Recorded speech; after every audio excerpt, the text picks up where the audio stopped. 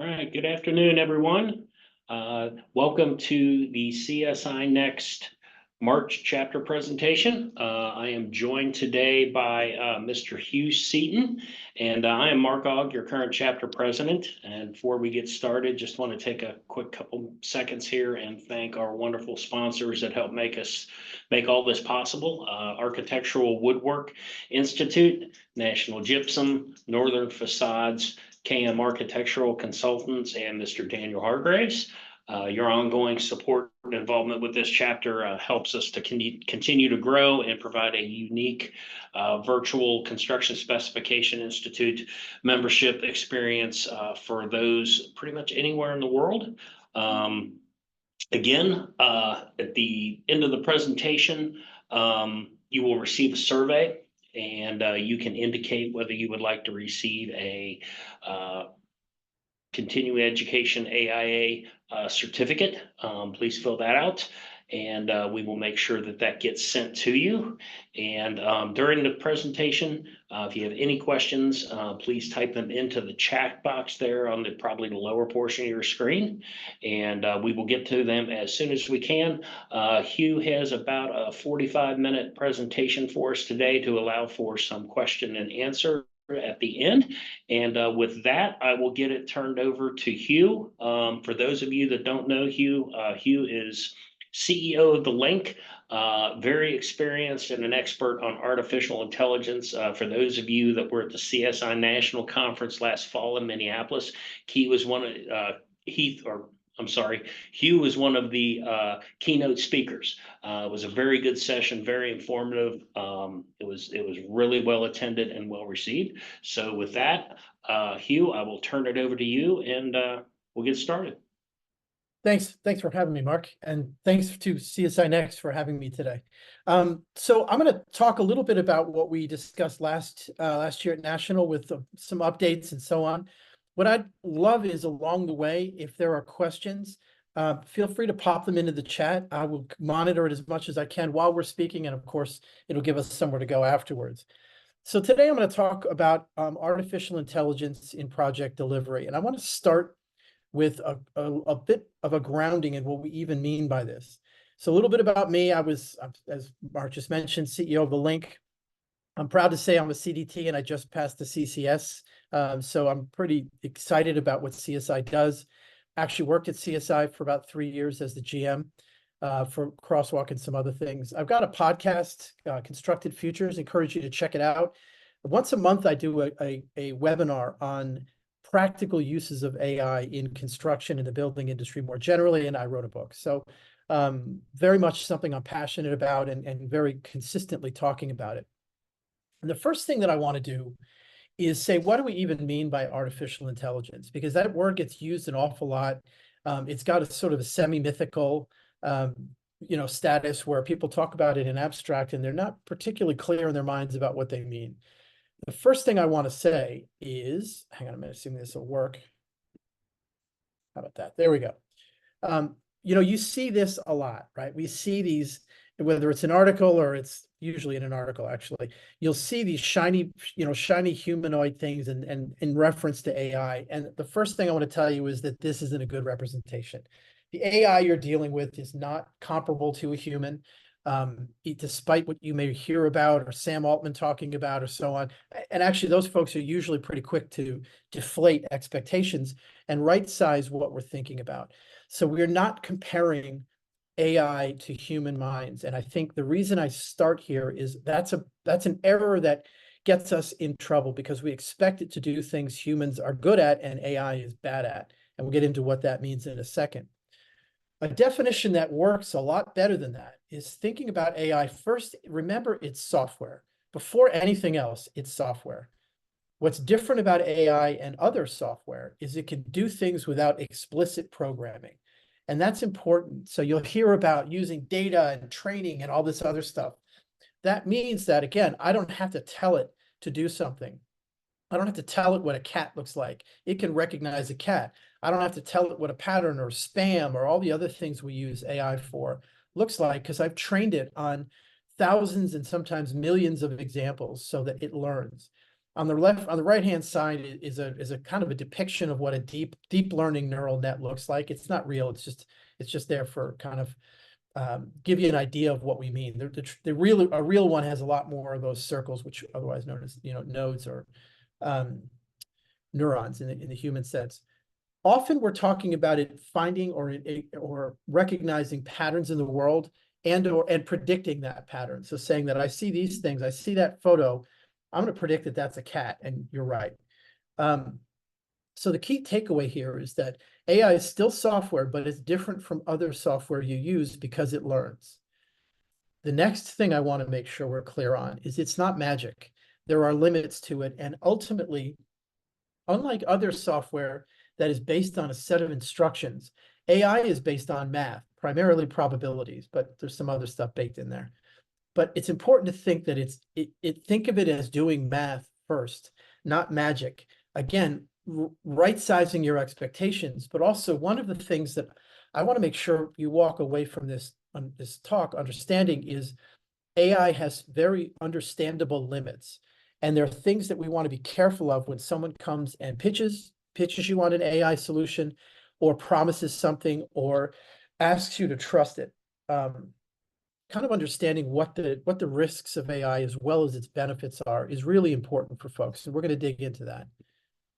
But sticking with this software and AI is software, AI is based math, but it's based on probabilities. What that means is when it gives you an answer, it isn't 1 + 1 = 2. It's I saw you write something and there's a 90% chance that's a 1 or that's the digit 2. So what I have in the background here, this is a very classic way for computer vision or machine vision to understand people. Is first thing it does is bound out what the person is, and then you can see here these percentages. So it's important to keep that in mind because when AI will, especially generative AI, will give us results, it often looks pretty confident. It's important for you to know that that is a probability. It has crossed some threshold, so the system or whatever the product is feels like it's confident giving you that answer, but it's based on probabilities. That's the opposite of all the rest of the software you use, whether it's Excel or you name it, where a button is programmed to create an output. So we use the word deterministic. So in the case of AI, it's probabilistic. You give it some input and it will give you a response that it thinks matches that input based, and it'll give you the highest probability response. In contrast, when I press a button, when I click something in classic software, as I say, Excel is a good example, your web browser is a good example, everything else you use really. You do a button or you click a series of buttons or you put some input in, it's going to give you exactly what you expect. That's a big difference between the two. And one of the places I see people go wrong with AI is, again, you're so used to software. When I press a button, it does a thing that it's hard to have the intuition to understand that AI is giving you its best guess based on its training and the data it's been given before. That's a really different intuitive way to think about how you interact with it. In an industry like the building industry, whether it's the design side, the construction side, the maintenance side, thinking of things in probabilities gets you a little nervous all of a sudden because probability means that there's a risk it got it wrong. So one of the things that we'll get to in a moment is this idea of keeping humans in the loop to make sure that its probability wasn't wrong. So the key takeaway from that point, though, is if standard software does what you want to do, stick with standard software. You're going to hear a lot of people promising AI can do this and can do that, and often they're generally right, but they may not specifically be right for what you need or for your risk tolerance, a point that I'm going to get to in a little bit more in a sec. So there's a lot of value being created right now with standard software and ways of working that have been fine for 10 years, 5 years, 50 years, depending on what you're talking about. So I think it's important to keep in mind, what is AI doing in addition? And am I really kind of ring fencing whatever new risk, or have we totally taken care of whatever the new risk is? And there's ways to do that. So that, to me, there's two big things that we've talked about. Now, AI is software that can do things without being explicitly programmed to do them. It's different from classic software in that it is a probability-based system, not a deterministic system. So that's an important distinction. And also, again, as you're thinking about how you use AI, keeping in mind this probabilistic thing is worth keeping in mind. However, that's not it. In terms of defining what we're talking about, another area of confusion I hear a lot, especially from people that aren't building AI, is the difference between one type of AI and another. It's one big brush, and we say, AI does this, AI doesn't do this. Right now, there are two kinds of artificial intelligence that are commonly being used. One of them, and there's actually other kinds that are older that really aren't that valuable anymore, one of them being symbolic systems. But it's worth noting right now, most of what you see is either on the left, deep learning. So when you hear people talk about our data is bad and we need more data for AI, they often mean this, because to train a deep learning model, you need a lot of data. And it's very commonly noted that the building industry often doesn't have enough cleanly labeled or properly kind of prepared data for machine learning, which is how deep learning is created. But most of the AI that you're actually using, so what's on your phone, is almost all deep learning, whether it's voice assistants, whether it's Google Lens, whether it's various other things that will recognize something or allow you to do, like Google Translate's another one. In fact, Google has something like 5,000 to 6,000 AI models in production now. I actually don't know the latest number, but it's certainly in the thousands. Last I saw was about 5,000. So they've got a ton of deep learning models that are in your everyday use of everyday use of Google, from how they target to how they search to how their different products work. So that's what we've had for a little over a decade. Deep learning itself is older than that, but it became really useful around 2011, 2013, primarily out of the University of Toronto, for those of you who are curious, and then it spread everywhere. In contrast, generative AI is like a souped up version of deep learning. There's an algorithm in there that's meaningfully different called a transformer. It's a little beyond this talk, but so they did a few things. One is they trained it on like half or all of the internet. So the volume and scale is just orders of magnitudes larger. To give you an example, a deep learning model from 7 or 8 years ago, if you set 100 million parameters, that's big. Now we're talking about 1 trillion parameters. So you're talking about five or six, I'm not going to do the math here, orders of magnitude larger. So like enormously larger. And they can do things that are just really different from deep learning. What deep learning would allow you to do is take an input and classify it. And it can do a lot of this, which is how it's able to understand language, but it won't fill in blanks more than that. In contrast, generative AI is trained to fill in blanks, which means it will create new things based on what you've said to it or what problems you've given it. And that's a truly new function, a truly new capability, which is why we're having this conversation at all. If generative AI and ChatGPT being the big one hadn't happened, we probably wouldn't be talking about AI right now. So why does this distinction matter? One of them is, it's important to note, deep learning was around for, let's just say, over a decade. There was a ton of hype about 8 years ago, limited impact because almost nobody had enough good data. So you wound up taking an API from Google. I actually built a couple products with Google APIs specifically around natural language processing. Most of the applications, as I say, powered something else. So we rarely actually use them directly. Usually you were using it through something else. The risk is also different between the two. So in the case of deep learning, this is where when you hear about data bias and you hear all sorts of concerns about data, it really matters here in terms of what you will do with something. Not only the data quality, but also do you have enough of it? And is there a bias? Now, most of you will have heard about bias in AI. And unfortunately, I think that conversation gets hijacked with cultural, it's only not hijacked, it only gets talked about in a cultural sense where there are not enough of this type of person or that type of person. Obviously, that's completely valid. The problem is it can often hide the fact that there's other types of bias that make your data bad, even if there's no humans involved. And we're going to see an example of that in a moment. But it is helpfully,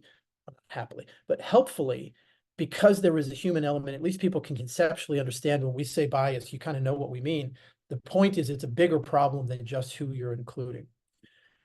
Generative AI is newer. And as I mentioned, it's been around actually longer than just 2022, but it became useful in November of 2022 because remember I mentioned probabilities. What it would do is what GPT-3 and before GPT-2 would do is they come back with a number of results, some of which made no sense to a human. What they did was tune it so that it's able to provide things that are useful to what a human might need or a user might need. Lots of hype right now, lots more impact because people are using ChatGPT almost immediately.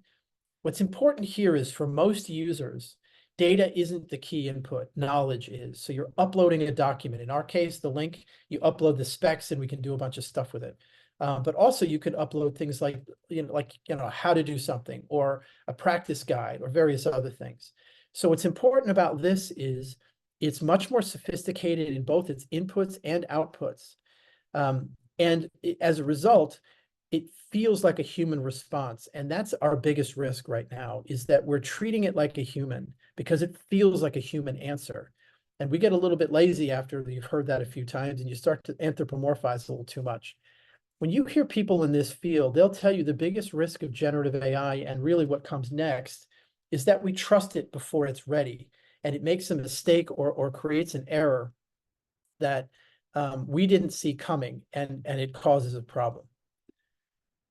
So I kind of got into this, that the challenges are different for how you use it. In the case of generative AI, the challenges are you, and this is for you today, not some future, are you asking good questions? So one of the issues I see is people treat ChatGPT or our product SpecGPT as if it's a Google search. The truth is there's way better questions. You can get a lot more out of it if you're asking better questions. The next challenge, though, is are you sure the result that came back is accurate? So there have been stories about lawyers, and especially the lawyers are the one for some reason everybody thinks is the funniest, where twice that I've heard of, a lawyer asked ChatGPT to write closing arguments. And in both cases, it was not only wrong, its citations looked so good that the lawyer didn't check them, but opposing counsel did. And in one case, someone was disbarred. In another, there was a fine for, I want to say, $5,000. But that is one of the issues we have and why these hallucinations, as they call them, where it basically makes something up. The reason why that's so dangerous is it doesn't look sloppy. It looks like it is well researched and came from a paralegal or whoever it might be. And we're learning how to do that better. We're learning to have the models themselves do a better job of checking their own work. But those are the challenges you're often finding. One is that you're asking it questions not as well as you might. And if you think about an intern, you're going to want to give that intern a rich question or a brief to get a good answer. I like to say, think about generative AI as a limited, but like a savant-like intern that is terrible at people skills, but really good at research. If you think about it like that, ask how you would brief that intern. Think about that as how you might ask an AI question. I did a whole webinar on prompting. I'd encourage you to check out. In the case of deep learning, the biggest concern you have is also accuracy. I mean, you could argue that hallucinations is about accuracy, and it is. In the case of deep learning, because your answers are often much more narrow, that you see accuracy much more obviously. And this is where, when you're talking about deep learning, the first question you want to ask is, how accurate do I need this to be? And that's generally true for generative AI. It's very much true for deep learning. Because again, remember I mentioned before, data quantity is a real constraint. And this is where this comes in, this is a curve that I kind of drew to represent an idea. And that is, the more you want your accuracy to be, the more consider that the x-axis. The y-axis is how much data you need. So in the beginning, you need some data, but it's okay because it's a lab or it's a very controlled environment. But as you need your accuracy in the real world to become more and more and higher, and usually that means that it's accurate in different situations, the quantity of data you need just goes up exponentially. This is one of the reasons why product demos always look so good, because you're in a place where the accuracy requirements are a lot lower because it's a controlled environment. So a lot of times someone comes to you with a product and says, look at how amazing this is. Your next question is, great, can I try it with my project as a test, which is what pilots are all about. An example of this, I first saw this sort of curve in 2018 when the head of a company called Scale AI was doing a presentation about how much data you need and how, again, accuracy is your first problem. And he was saying that if in 2018, when everyone thought that self-driving cars were literally going to happen the next year, everyone thought 2019 was going to be the year. He said, I think it's going to be 2025 or later because the data requirements are way higher than anyone thinks. And he turned out to be completely right. He may have even been early. The broad point here is when you think about deep learning, and again, this generalizes to general AI, but it's very specifically relevant to a deep learning, is think about in professional services, people will often say you can have, it's a trade-off. You can have quality, cost, or speed. You get two. Think about that with any AI problem. You either need a lot of data, or you need to make the problem smaller, or you need to put up with lower accuracy. One of these has to give. Generally speaking, I think the easiest thing for most people to deal with is to make the problem smaller. This is an issue that, or a recommendation that generalizes everywhere. One of the things we do, for example, to make for these better questions, better prompting, is to break a problem apart. So if you've got a thing that, if you have a question that is like, list out all of the ASTM or do something, I'm trying to come up with an idea here. If you're asking to do something that's complicated, the best thing to do for a prompt is to break it apart and ask the AI to do a thing and then act on whatever it did in step 1 and step 2, 3, and 4. That's often called chain of thought prompting. So this limit shaped AI's impact on the landscape. The reason why there was a lot of fuss 8 years ago and there's less of it now, as I mentioned before, AI was usually in a big tech company's product, so we forgot about it. In-house use cases were super limited because most companies don't have lots of trainable data or clean data. You had financial services, you had retail, logistics, a few others, but most companies, definitely in the building industry, whether it's design, specification, whether it's construction or even maintenance, or sorry, facilities management, didn't have a lot of data, so you just didn't see it that much. Really difficult to apply. However, there are companies using deep learning. This is just a quick example, both from the real estate as well as the construction and design. The biggest challenge, though, so having told you this, that we want to make the problem smaller, that you think about data amount versus accuracy versus problem size. Take a deep breath from there. Let's assume that you got that mostly right. It's still going to get things wrong sometimes because everything fails at some point. Everything is, there's a limit to everything. The problem we have, and this is kind of big issue number 4, I guess, is AI doesn't fail like a human would. As humans, we have this thing called theory of mind for how other human brains might work. This is why when you see someone do something, you kind of understand, oh, they're walking to pick that up, or they're executing this, or they heard me and they thought this. Like every conversation is based on an assumption of how the listener is going to hear what you said and respond and think about it. So theory of mind is baked into how the human mind works and how we interact with other people and other things. In fact, you have kind of a theory of software. And that's my point, is you kind of assume I put it in and I'm going to get a good answer out. In the case of AI, because it's operating this probabilistic way, and it's doing that based on data, it's going to often get things wrong because usually it's because of the data, sometimes it's because of the algorithm, but usually it's the data. So, if this theory of mind doesn't work because the fundamental way that AI works is different from the fundamental way that a human mind works. We don't all the way understand how the brain works, but what we do know is some key issues about, we tend to reason by analogy, whereas AI tends to reason by probability. And those are not the same, not even close. We tend to think of things that are similar to what we're talking about or we're hearing, and then kind of simulate how the world works based on that analogy, which is usually drawn from, obviously, our own experience. In the case of AI, it takes many examples of something, sums them up into a probability and gives you an answer. As a result, because it's not based on an analogy, if the data is funky, it's got no way to check it. It's got nothing in the world that it can say, that sounds wrong. There is no little voice in AI that says, that doesn't sound right to me. Can you double check? As a result, this doesn't happen that often, but when it does happen, it'll surprise you. The example I like to give comes from a really good TED Talk that I think came out in 2018, but based on 2017, some researchers built an image recognizer. So in deep learning, a great way to learn how to build deep learning is there's some really good data sets on dog breeds. So this was supposed to recognize dog breeds, and it kept confusing huskies with wolves. Now, a human would say, well, huskies and wolves, they kind of look alike, same coloring, the eyes are kind of really stark, and the shape of it's not like it's not like a husky and a dachshund or a basset hound. So that a human would assume that, but they looked into the data, and it turned out that huskies and wolves both had snow in the background. So the AI made this mistake because there was a bias in the data, and the bias was the backgrounds were not as representative of what you would normally find in a dog picture. And that's why I mentioned earlier that we need to think of bias in data way more broadly than we often will, because when we use the term bias in normal human discourse, we're talking about other people. But the truth is, any set of data can be biased on a number of different axes, and this is an example of how the background was biased towards only having snow. You can imagine that being true in construction, where maybe I took a bunch of data from Louisiana.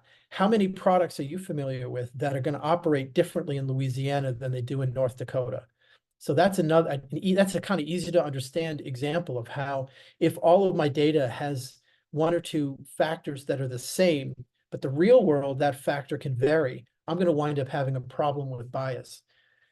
The problem a little bit with this is it's hard to predict what bias is going to throw you, which is why you usually want to keep a human in the loop. So if I were to say one of the things that you need to be super careful of in the next coming years, like 2 or 3 years, is people are going to start to offer things that automate steps. There's nothing wrong with that. The point is, you always want to have a human in the loop to make sure that it's being eyeballed and checked. Often our intuition will find things really quickly that AI might miss. So the key takeaway is, at least for now, for the coming year or two, always have a human in the loop. And I think the bar is really high for a human not to be in the loop, which is one of the reasons, again, we don't have fully self-driving cars, because I think at this point, they're about as good as a human, but they need to be better, because we don't know when they'll fail, and when they fail could be really catastrophic. So I'm going to take just a sec. I don't see any questions now. So just take a quick breather and then move on, if I can. So another way of thinking about deep learning versus generative AI is what it's good for. What are the benefits? Deep learning is a little lower on the scale. This DIKW is a really common way that technologists and data folks will talk about the kind of ladder between data to something you can do with it. I use the word wisdom because that's how they normally use it, but this is really action in what we care about. So you think about deep learning, it turns data into information. So it says that photo is a dog, or that email is spam, or any number of things. That word means this. In contrast, generative AI like ChatGPT will turn your knowledge into action or wisdom. So it can take a bunch of it'll survey a lot, you can give it a lot of content, like a book, or a whole spec section, or even a whole spec book or project manual, and it will be able to summarize that. It often will be able to compare it to other knowledge. So one of the things that we do at the link, for example, is when you upload specs, you can ask questions, you can summarize things, but you can also compare it to other content, whether it's risks for the envelope, or risks and things to look out for if you're estimating in Division 1 and so on. So really exciting. This is just starting. The actual practical ability to do this requires someone to build a product. It won't just do it. You can't just go to ChatGPT and hope it goes well. You need some guardrails around it. But what's going to wind up happening is it will be enabling better decisions, because people spend less time on the minutia and can focus on exceptions, problems, and ultimately where you want to go with this. We will see it making its own decisions. The point is, even when those decisions are possible, which at the moment we're just on the edge of that, humans still need to look at it. It still needs a manager. Back to this idea of thinking of it as either a low-level employee or as an intern. You're still going to need someone to guide it. So think about deep learning as I mentioned, turning inputs into information, whether it's labeling them or processing them, so on. Generative AI is at its best when it's doing higher level cognitive work. Nowhere near what a human can do, but still more than just labeling things. So some key takeaways here, and I like to leave with some of these. We've got a lot more to say, but it's nice to just take a break here and say deep learning requires a lot of clean data, and that typically isn't something that you're going to have a lot of. What you are going to have a lot of, though, is knowledge, whether it's in your own mind or your own experience that you can codify by writing it down. Company guides very often have sort of codified knowledge. Quality bulletins often have a lot of good knowledge. This is quality bulletins on the contractor side. But even interviewing and blog content, there's a lot of information out there that can go into a process that generative AI is at the center of. Interestingly, when ChatGPT first became a big deal in the beginning of last year of 2023, the chief information officer of Ernst & Young, EY, said, I see this as totally changing knowledge management. Now, obviously, Ernst & Young, EY is a knowledge worker company, so of course he's going to think there. But I thought that was really insightful because I think it's going to be able to give companies the ability to collect some of your knowledge and apply it for new workers or even current workers. The truth is, what really makes somebody excellent at their job is very difficult, if not impossible, to write down and give to AI, but you can do some of it, whether it's examples or guidelines or lessons learned. Ultimately, you can't write down intuition and you can't write down experience. So there's a limit to this. But if you can automate some of your job a lot, you have a better day. So how do we think AI will change project delivery? Very early to say that. I obviously have a bias towards documents, which I'll get to in a second. But I want to start by saying 2024 is already moving fast. So I spent a lot of time thinking about and listening to people talking about AI, and I can tell you, it's like every 2-3 weeks, something really big happens. The most recent one is a slew of humanoid robots have come out, that some of which are working in a couple of factories. Still very early days. They're doing very repetitive things. The point is, it's hard to pay somebody now $30 or $40 an hour to move something from point A to point B. So they're seeing if they can get robots to do that. As you may know, Amazon in their warehouses has been doing that in the past, but usually those weren't humanoid. Now you've got things that really actually look like a human, which is, well, they look like a humanoid. What you're going to see more of, especially in the back half of the year, is the ability to string together actions that produce end results. So now you ask it a question and it gives you, it writes something for you, it gives you an answer. But AI already, generative AI already can execute a couple of things in order. We're just all building the infrastructure to make that work. So you could say, hey, go research the best, I don't know, drywall for Louisiana. Sorry, I'm picking on Louisiana today. And give it more parameters than that, and it can go do the research for you. So it's not just answering a question, but you might say, hey, I want you to go check these 5 websites for me. So it'll do a series of things and then come back with results. It's important not to think of this as replacing jobs. It's more like replacing tasks. And I say that because even junior staff has better intuition and world knowledge and just common sense than AI will. So you're still going to want to have humans around at varying levels. But I mentioned before, imagine if an intern was a genius with 0 people skills. That's a way to think of AI. So you wouldn't give that genius with 0 people skills. You wouldn't have that person writing emails and certainly not sending them. There's just things you wouldn't have AI do for the foreseeable future, but it can do a lot of these tasks that are repetitive, boring, and just feel like time wasters, even though they're often essential. The question I'd ask you to walk away thinking is, what if you could automate paperwork, these repetitive tasks, the double checking of information? One of the banes of the building industry is how document A may not agree with document B because both are in the middle of a process. Well, what if you could automate overnight that all of the specs get checked against the drawings or get checked against general conditions or get checked against emails from the client or whatever it might be? Things you'd never be able to afford a human to do, but now you can get done. That's where I think we're going to see a real difference in the short run, where things that you wouldn't pay for because they're just too expensive, you can get AI to go do for you. And as a result, the quality of our documents and ultimately the product that we provide to customers is better. That's where I think you're going to see things. And this is a good question for right now. In fact, I just did another webinar earlier this month about automations, more on the personal sense, but I think you're going to see more and more of this. So thinking about what do we do over and over, what are the repetitive tasks that can be automated? the first question, the next question you might ask is, all right, well, what would Gen AI even do? And I think the first thing that I hear people say is this idea of no more blank sheets of paper. So it'll give you a first draft. It'll help you jumpstart the thought process. If you're not doing this with ChatGPT now, I strongly encourage you to try it out. Whether it's writing emails, whether it's thinking about a process, often it may even be wrong, but I find it gets you going because you have something to respond to. One of the interesting things here is imagine the difference between an individual contributor. So when you're in the role of being an individual contributor and your job to generate things from scratch, sometimes generative AI is less helpful than you might think.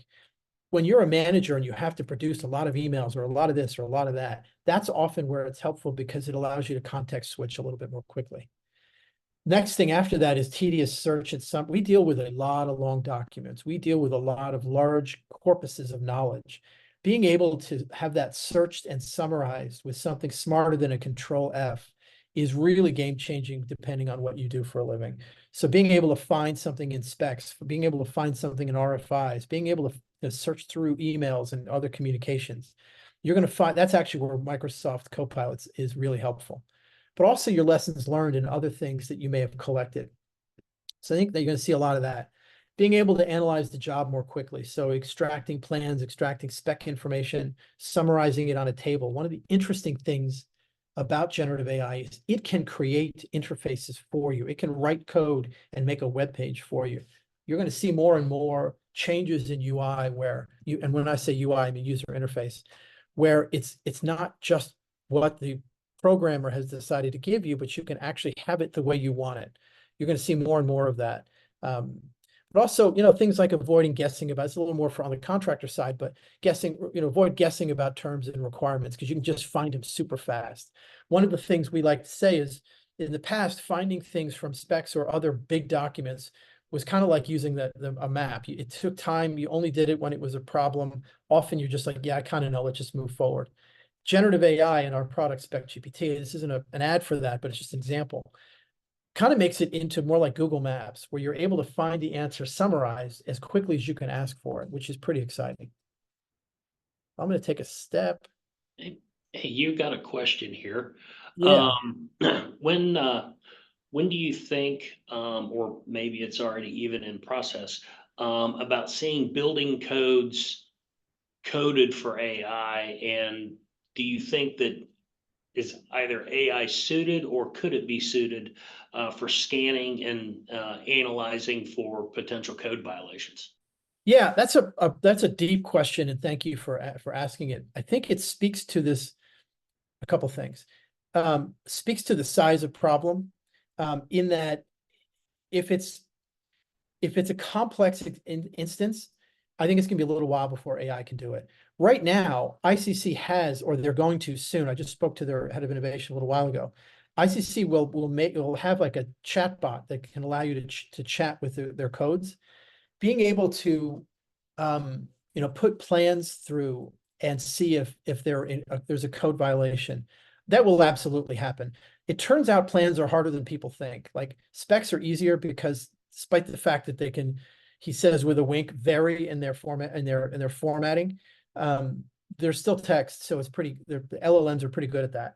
The being able to really understand plans where the lines might be thicker or not, or there might be some variation, is turning out to be harder for companies that are doing that than I would have thought, but they're making pretty good progress. The upshot of which is I definitely think in the next year, you'll see people doing things like that. The question will be, what does it cover? What does it not cover? Part of the problem, of course, is certain local things are not that accessible. It might just be paper or PDF. So it may be a little less smooth than you want, depending on what code you're comparing it to. Does that make sense? Yeah, thank you. Yep. So I think you're going to see some pretty cool stuff. Like anything, it's going to, over time, get better and better. So we've talked now a lot about what AI does and how, what it is even. How's this going to change? So, and there's two things I want to talk about. One of them is at the macro level. It's probably going to be a little bit slower than you think, but what it could do is actually more fundamental. So there's a couple people that are famous for saying we always overestimate change in 5 years and underestimate change in 10 years. This is an example. So electricity often is an analogy people make for AI, is that AI is like electricity. Well, electricity took like 50 years to take off. And part of why, as an analogy for that, or part of the reason, excuse me, is it turns out that in the very beginning, what they tried to do with factories is replace steam engines. And steam engines very often, there was one big steam engine with a bunch of belts that drove all these little machines. The first thing they did was replace what was already there, and it was a little better, and so there was a little bit of adoption, but most people were like, I'm not going to invest in that. The next thing that happened, though, is they said, oh, we're going to put engines everywhere there's a little machine. So we're going to put electric engines everywhere that you're doing something, so the belts don't have to happen anymore. Again, it was a little better, but ultimately you still had things that were in a really weird organization based originally on their proximity to that original steam engine. What really changed the manufacturing industry is when they said, we don't need to have these in a circle anymore. We can have them in a line. Suddenly you had the assembly line, which of course completely changed how manufacturing worked. Question is, what the constraint in the case of manufacturing was the steam engine, which required things to be in a rough circle around it. When you were able to relax that constraint, suddenly you had the possibility to do some pretty exciting things. By the way, this is from a book called Power and Prediction from Agrawal and 2 or 3 others. Excellent book. Strongly recommend you read it. It's from the economist viewpoint, not from somebody who's afraid of Terminator and shrilly telling us we're all going to die or be fired. Much better way of looking at it. While I'm here, the other thing that in an earlier book they wrote called Prediction Machines, again, they looked at AI through the lens of an economist and said, basically what you're saying is one input. In the case of deep learning, it was prediction. In the case of generative AI, not quite sure, let's say that low-level production of content. Once you've made that effectively free, it does 2 things. People that, or entities that are complements to that, in other words, they use that input, their value goes up because the aggregate cost of them plus that input has gone down. So they can take more of a share of the value. If you are a supplement, or in other words, you're competing with that thing, you're in deep trouble. So it's going to be tough to be an intern. I mean, there's going to be reasons for interns, but what I'm saying is that if you are competing with this new input, your value has just evaporated. But if you are using this input, your value has gone up. And the analogy people like to use is if some of you may remember when ATMs first came out, or certainly part is a long process.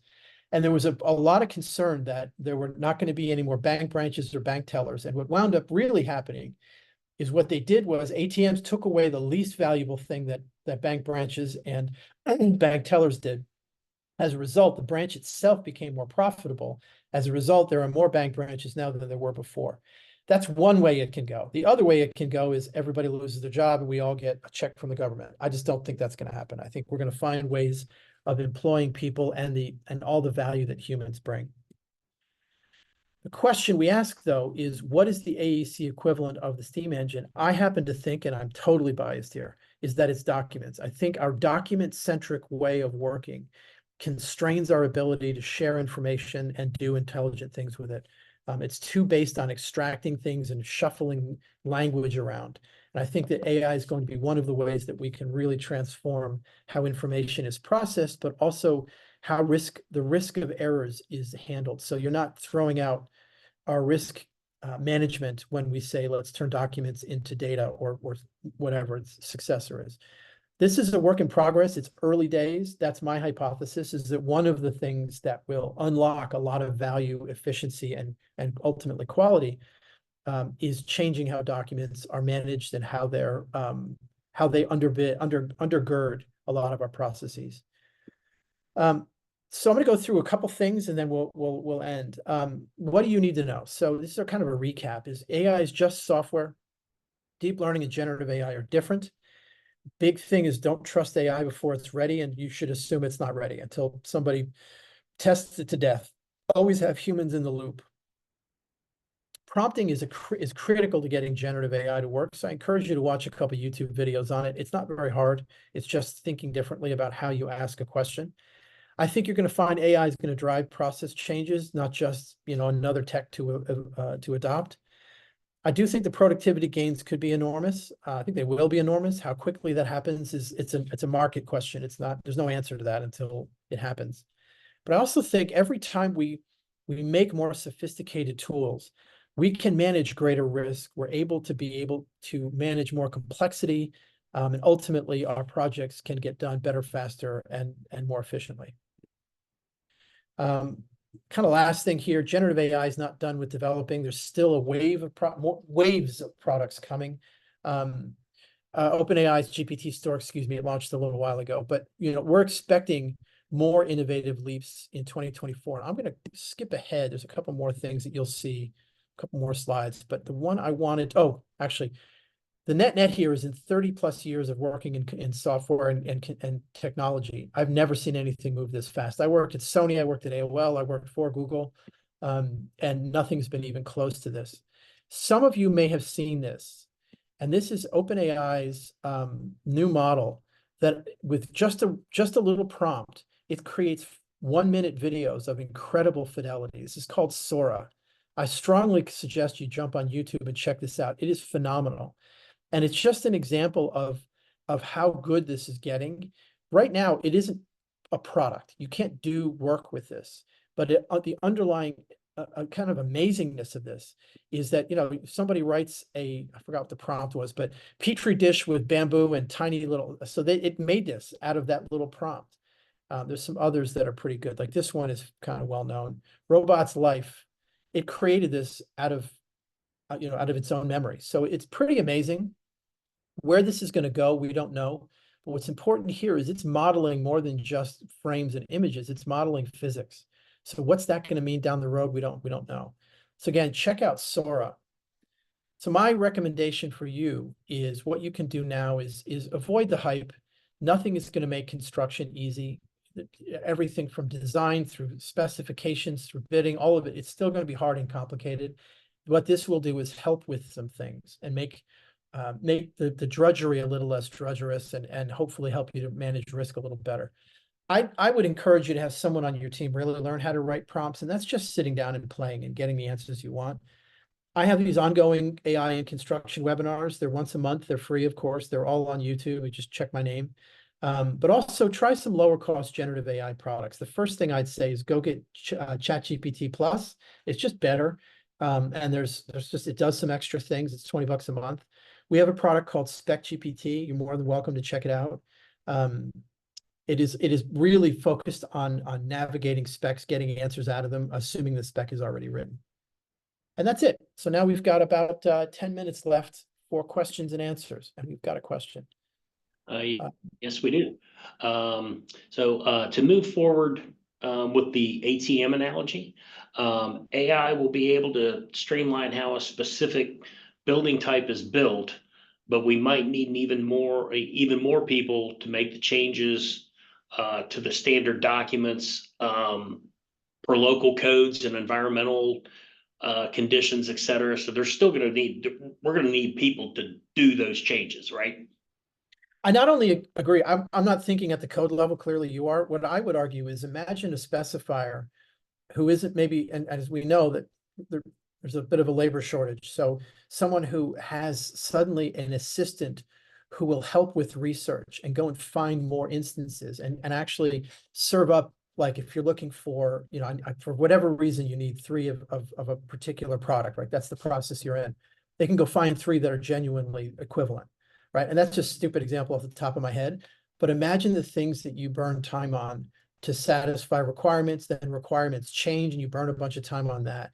Imagine if all of that was semi-automated and instead of doing the flipping through pages, you're actually taking final results. And if you want to go and click through and find the original, like, instance or example, you're able to, go look at the original.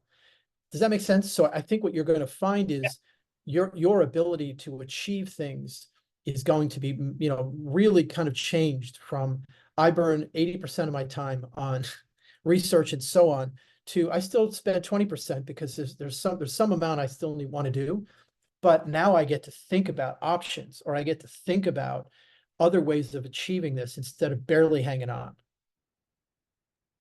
That makes Okay. sense? Yeah. Another question just popped up. Can AI be queried to check its own results? Not only can it do that, I encourage you to play around with that with ChatGPT and our product for that matter. You often, when you get an answer, say, is that everything? Or is that the best you can do? Like, ask it to go and relook at what it just gave you so you can do this. Having said that, there's another thing out there called AutoGen, which came out of Microsoft, even though they don't own it. It's just an idea they put out there, where they have two models. One of them is kind of like the red team or the devil's advocate. So you got the main model doing whatever answer it is, and the other one says, is that everything? Or maybe it's even smarter than that. It's got an example of what it should look like, and it can kind of be almost an adversarial relationship. So that's just one. Those are two examples of that happening. Still, you won't want a human to look at it, but you'll get, like, if you wanted to know everything on every example of a lead credit in a spec, the model on its own is going to do a good job saying, hey, did you get everything? Often it'll find a few more, especially when it's a long list. So yes, AI will become, you're going to find pairs of AI. You may not see it, but that is one of the solutions, not only to quality, but yeah, obviously whether it's complete or whether it's correct. Okay, thanks. Question that I have, I actually got two questions. First question, what kind of AI products or applications are getting involved with like any type of the modeling software? Things like Revit, things of that nature. Is there any AI component coming to those technologies, or is it already there? Yeah, so actually Autodesk has been playing around with generative AI before it was cool, like 10 years ago. So people have been doing this kind of thing for a while. In their case, usually it was just opening up the palette of the designer. So it wasn't really constructible, even kind of. It was more like, here's some shapes that might satisfy the parameters you gave it. You're going to find more and more of that. And it's getting way better. I don't know of a specific product yet that's doing this. That said, go into Forge and just search. They've got thousands, I think it is, of add-ins that you can add into Revit. So it's definitely happening. What I've heard from people that play with it, and this is me being very limited, I haven't talked to a lot of architects actually trying to do this, is it's still not ready for prime time, where you're finding it, just like I said before, where when you're writing something, you never have to have a blank sheet of paper. Where AI can very often help when it comes to creating new things is helping you explore the problem space instead of just relying on what comes to mind because you just saw something that made you think of it. It can often make you think in directions that you might not have otherwise thought, almost like a scrapbook would have in the kind of design days of old. I think that is its best use for right now. There definitely will be people that are doing things where you can cut off weeks and months of design time because it's automating parts of it. It's generating different components and so on. I'm not in that world, so I want to be careful how much I say. Just that there is cool stuff, and I think if you look around, I did a podcast with a guy named Cyril Verlet and Kimon Inoma, who has a practice out in LA, I believe it is. Check out Onuma Systems. We talked, there was no graphics. It was a verbal, an audio podcast. So I didn't really look too hard. I think Onuma Systems is doing some things. I believe it's a little more on the coordination side and documentation side than the pure creativity, but it's pretty cool. Great. I have another one here. This is a really good one. How is AI dealing with the issue of licensed or fee subscriptions for access to our basic industry standards and references? That's not real. That's a great question, and it's relevant to my company because we're providing that sort of thing. That stuff isn't really AI. It's a feed into AI, if that makes sense. So whether it's MadCAD or TechStreet or a couple of others, you're getting that stuff because you've already licensed it, and it goes into the process that AI would be managing, or that would be an AI process. So in other words, what you're saying with licensed standards like an ASTM, or other subscriptions is you're going to sign into that and then give the AI access to what you've bought. Does that make sense? So it's giving your answer a richness and enhanced quality, but it's not able to get around, obviously, a paywall. You need to kind of deal with that yourself. And I think those systems are already pretty good at integrating. Well, some are better than others at integrating with an IT system. So they've already either got an API or some way to make that information available electronically to an AI. Okay. With respect to what I'm sure is everybody's favorite topic to always talk about, contracts. What type of and maybe that, this is forthcoming. I mean, we've kind of seen it with contracts as the digital age has come about with, a lot of the things about the modeling and the electronics and such. What type of maybe contract challenges do you see with using AI? Do you think contracts will have to be, I don't know, say restructured or rewritten is the right word, but will they have to be modified to address some of the possible risk that this technology inherently has? 100%. Absolutely. And there's a few things I would specifically point out that are areas that I don't know that AI contract docs is going. I think they're going to be followers versus leading, and it's probably appropriate that they are. I think they want to see some things get hashed out before they effectively legislate. So I think number one is who owns what has been easier to manage when things were primarily document based, but also because you've got AI and humans with them creating content that is derivative of other content. Who owns the derivative and how do you think about that? So if I look at, if I'm a contractor or I'm a design firm and I look at, 10 or 100 projects and summarize them, who owns the summary? Like that's just an easy to understand analogy, right? Or if especially if I'm a contractor, in the case of the architect, it's easier because they often own that IP. So who owns what IP? Who can do what with IP? Who can derive what from what IP? Who can share what is really important. And I think that right now, folks have a tendency to lock it all down, which is, I don't know about sustainable, but it's probably the right move for now while we figure things out. Ultimately, what you're going to see is systems talking to each other faster. And so you could easily see a future where AI will take something you give it and you ask it to go do things that involve other entities. So it's going to have to think about, and there are going to need to be policies about how and what it can share and what document or what audit trail needs to be there. And this is, to be honest, I think market's going to figure that out versus us being able to design it a priori. But definitely, I think that the intellectual property side, and that's both confidentiality as well as ownership, payment, and future ability to leverage it. All that I think needs to get figured out. And I don't know that, I think it's going to be lawsuits that drive it, not the vision of. That's typically how most things get resolved and dealt with in the future, right? Otherwise known as case law, right? Exactly. Looks like the final question we may have here, I know we're running right up against the hour. Are we able to get a link to or a PDF copy of the presentation here? I had a couple of users or a couple of attendees ask about that. And I know we typically record our webinars and post them on our YouTube channel for CSINext. So this replay should be available there for you folks. But Hugh, is that something yeah, I'll send it to you. Send to me, or is it on your website? I'll send it to you. No, I did this for you guys, so I'll send it to you. Great. Okay, well, that runs us right up against the hour, folks. Hugh, thank you. This is a evolving topic. It will be talked about for some time.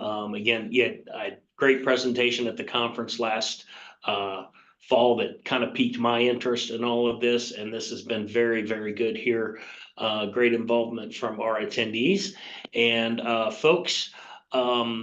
April 17th will be our April chapter meeting, so keep an eye out on the CSINext website, the CSINext LinkedIn group, and CSI resources.org's calendar of events for upcoming information on that.